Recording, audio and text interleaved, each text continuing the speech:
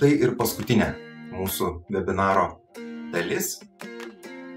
Dar kartą priminsiu, kad kalbėjome apie tai, kaip krikščionybės perspektyva atitinka daugelį sėkmės knygų.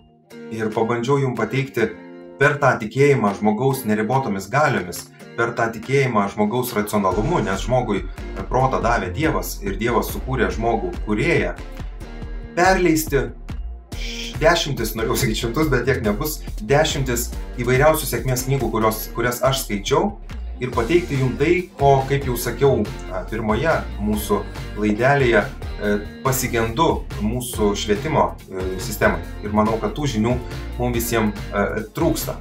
Kitas dalykas, labai tikiu, kad pasitikintis savimi žmonės, matantis gyvenimo prasmę, suprantantis, kad gali kurti gyvenimą ir jį kuriantis, iš tikrųjų yra paspirtis mūsų visuomeniai. Taigi, kaip jau minėjau, priimu tai ir kaip savo politiko tokią, sakykime taip, šalutinę misiją.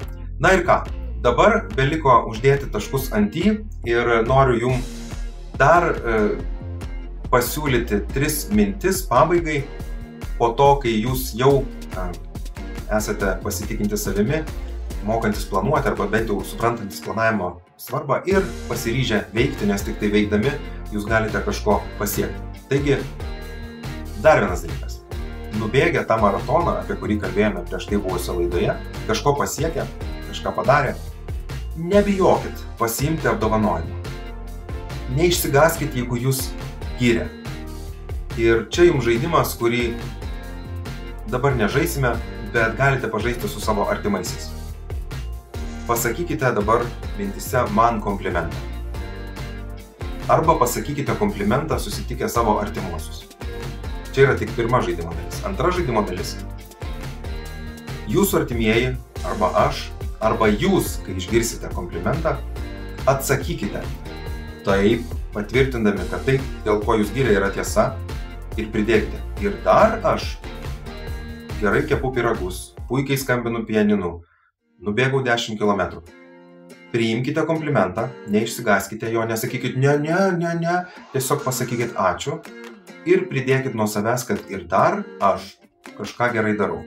Pamatysite, kaip tai nėra lengva, bet tai vėlgi moko jūs, kad nieko blogo nėra, priimti komplimentą, priimti pagiriamąjį žodį, priimti padėką už tai, ką jūs padarėte. Pasauliui reikia jūsų gerų darbų ir dėl to jūs neturėtumėte jaustis nejaukiai, kai tuos gerus darbus darote.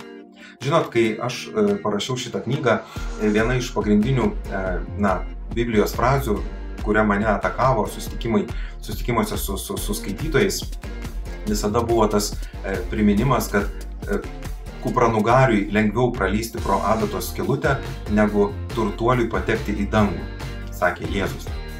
Ir čia yra tas momentas, kuris, visą laiką lyg ir mus atstumia nuo to, kad, arba sukuria tokią dviprasmiškų jausmų, jeigu kažkas daug uždirba, jeigu kažkas nusiperka gražų namą, ar gerą mašiną, ar dar kažką.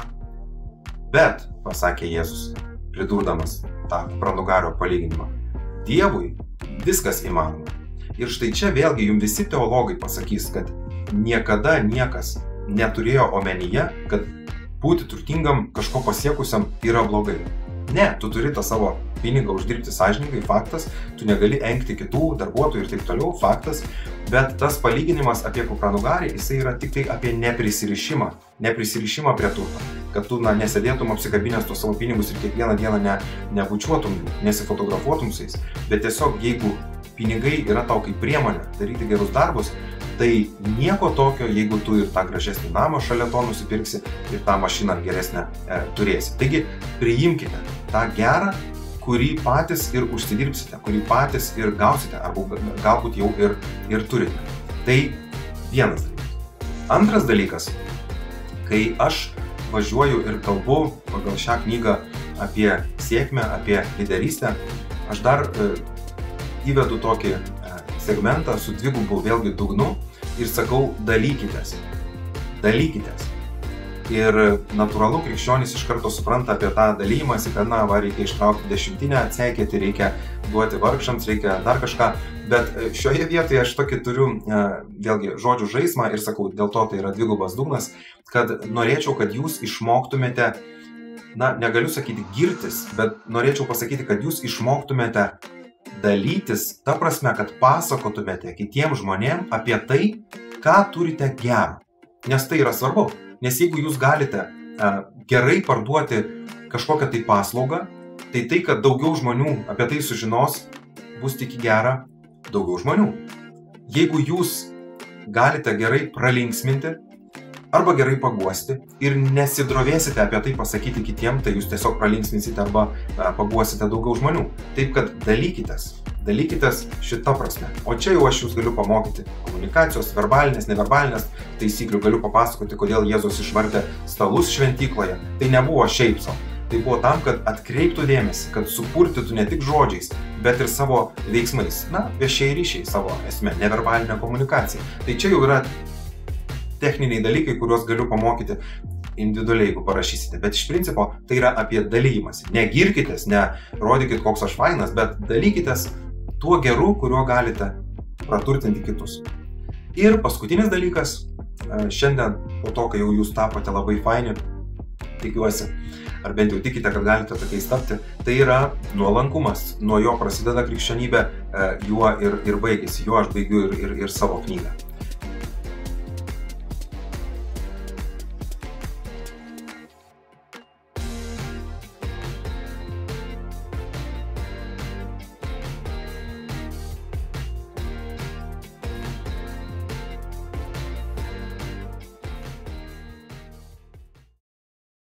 Smile, though your heart is aching. Smile, even though it's breaking. When there are clouds in the sky, you'll get by. If you smile through your fears and sorrow, smile and maybe tomorrow you'll see the sun come shining through for you. Light up your face with gladness, hide every trace of sadness. Although a tear may be ever so near, that's the time you must keep on trying. Smile, what's the use of crying? You'll find that life is still worthwhile.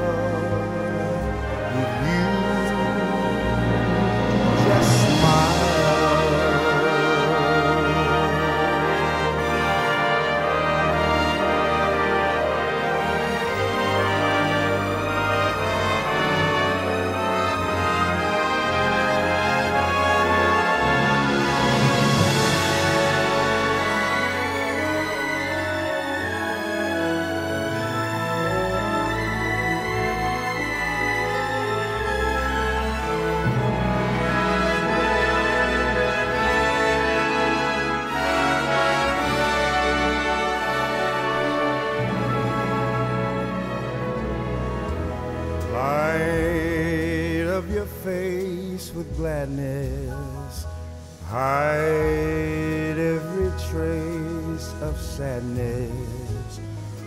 Although a tear may be ever so near, that's the time you must keep on trying. Smile, what's the use of crying? You'll find that life is still worthwhile.